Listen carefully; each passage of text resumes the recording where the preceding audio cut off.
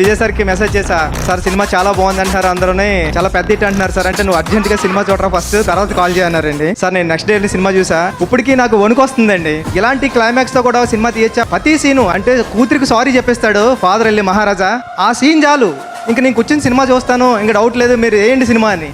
Vijay sir నేను మీ గురించి నేనేం చెప్పలేను, మిమ్మల్ని వచ్చి చూసి వెళ్ళిపోతుంటాను. మీరు ఇలాంటి క్యారెక్టర్, మీరు హీరో అంతే, మీరు చేస్తుంటారు సినిమాల్లో, బయట మామూలు క్యారెక్టర్స్ చేస్తుంటారు, విలన్ చేస్తుంటారు, కానీ ఇది మీ నుంచి ఒక విజయ్ సేతుపతి గారి ఆడియన్ గా నేను కోరుకునేది ఏంటంటే మీరు ఇలాంటివే చేయాలి. అంటే 50వ సినిమా ఇలాంటి సినిమా పడుతుందని ఎవరు ఊహించరు.